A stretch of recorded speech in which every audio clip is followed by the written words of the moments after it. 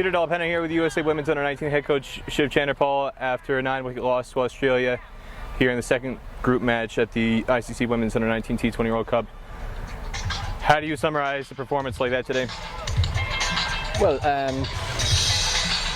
it's something we spoke about in the meeting. You know, the runouts is what kill us in this match. We spoke about it, about the level of or the standards of Australian fielders. They're going to be a lot better. They're going to be a lot sharper, especially in the ring, and they have good arms throwing from the boundary, so we have to be mindful of those things also. But what we did today was what we did is exactly what we said not to do. Not to push the ball to them and run, and just make sure it's passed before we could run, because even though it's maybe in the gap, they could dive and stop it. But we still hit the ball and run, and it caused us some main wickets. Some of our main batters got run out, and then it was difficult to come back from that stage. There's a lot of issues with the running between the wickets that have been well documented. One of the more subtle ones that I thought stood out today was in terms of the non-striker, twofold. One, they consistently don't take a start. They're basically stationary when the ball is released, and they take a while to get moving. And two, and this is not just today, it seems like they're afraid or unwilling to say no. Once the striker calls yes, whether it's a terrible call or not, they just feel compelled to respond, rather than feeling like they have a choice to say no and turn their partner back. What are you seeing from the dugout in response to that? Well, that's also something we spoke about. As I said to them, it takes two persons to run a single. If your partner calls, say no early so they can get back. But for some reason, we just keep floating out, and then run in the last minute when it's too late. And when it's too late, and from that distance, it's difficult to make it. These girls have good arms, they're good players, so it's difficult to make those. So they're gonna, you know, they're not gonna make it. There's no way you're gonna make it. So I mean, if something happened also in the qualifier, the ICC qualifier for the World Cup, and then it's happening today again. And some of the same players are here making the same mistakes. And we have to learn from it. And if we're not going to learn, we'll have to repeat this over and over again. Yeah, mind you, look, it's hard on the girls also, because you don't have enough time to work with them. You only come on a tournament. They go back home, you don't know what they're doing. Some of them have schools, but you need time to work with them so you can correct these things. But it's tough on them. I mean, you mentioned the qualifier. A lot of what I saw today was a carbon copy of what happened against Thailand, specifically the games against Thailand. And they're an elite fielding unit, and what may be a single against another team is not a single against Thailand, and is not a single here against Australia. But again, one of the things you touched on is learning lessons. These are mistakes that keep getting repeated, and as you said, there's an awful lot of overlap between the players that are in the under-19 and also in the senior team, and it seems like, from an outsider's perspective, they're not absorbing the lessons and applying them from match to match. It seems like there's a lack of progression, and I know you touched on some of the reasons why you feel why that is, and a lack of an opportunity to work with them in between tournaments. But in a broader sense, why do you think, when it's the same players that are happening to, there just seems to be a sense that they aren't learning and they aren't absorbing and taking things to progress from match to match?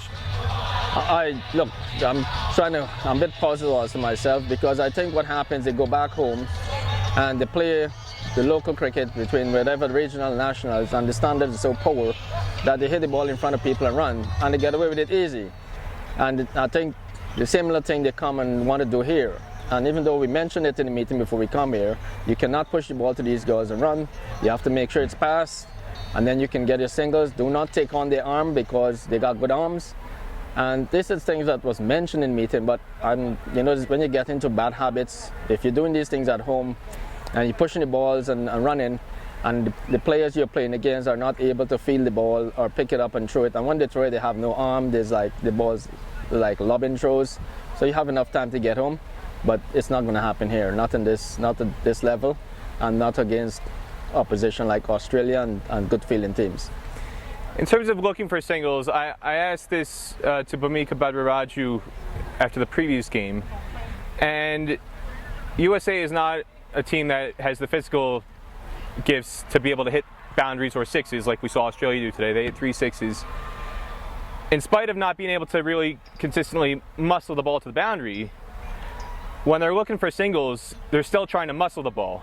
They're still trying to muscle the ball over the infield or through the infield. You don't see really any touch singles. One of the few players I can identify who really uses her wrists to try and work the ball behind square is Bhumika Badraraju, who's essentially a tail ender. She did it in Dubai and in Abu Dhabi, and I saw her do that when she came out today. Her first run to get off the mark, I believe, was just a single guided with soft hands behind point, whereas the majority of the team, in spite of not being able to hit the boundary, they're so determined to muscle the ball in front of square rather than try and finesse the ball into gaps. What is being done in training sessions to try and get them out of that habit? Well, it's hard to just correct everything on a tour. When you play in the US, the outfield, the grass is so high, they don't get values for those shots. So everybody try to hit the ball in front, and they're not strong enough. And I keep telling them that we need to get stronger. If you want to play at this level, you gotta be stronger. You're not strong enough. You don't have. I give them those skills to do already. Those skills work where you can cut the ball behind point and use those areas, because a lot of ball balls outside off some. Third man is up, and there's a big gap there. If you just touch it to go on through there, it's a boundary.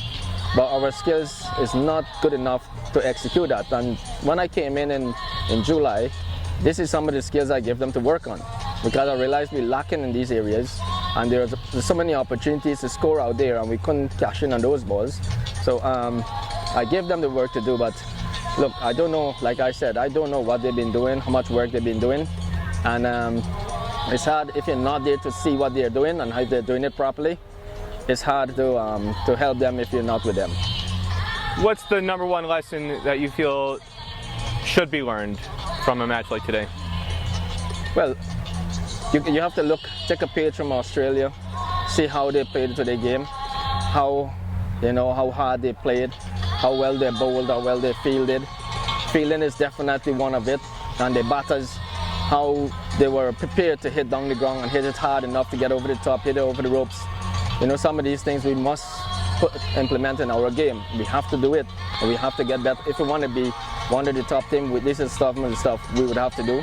We need to get stronger, and we need to be able to make some of those shots, the cut shots, all the other shots. We need to learn them also. One of the things you touched on is an infrastructure issue. Some of the players are getting into bad habits because the fields are so poor that they're being accessible to play on. The women in general across the country, they don't get access to the best facilities. They're often being relegated to use second-rate, third-rate facilities, whatever's the available, which is generally not that good, and that leads to some of these bad habits.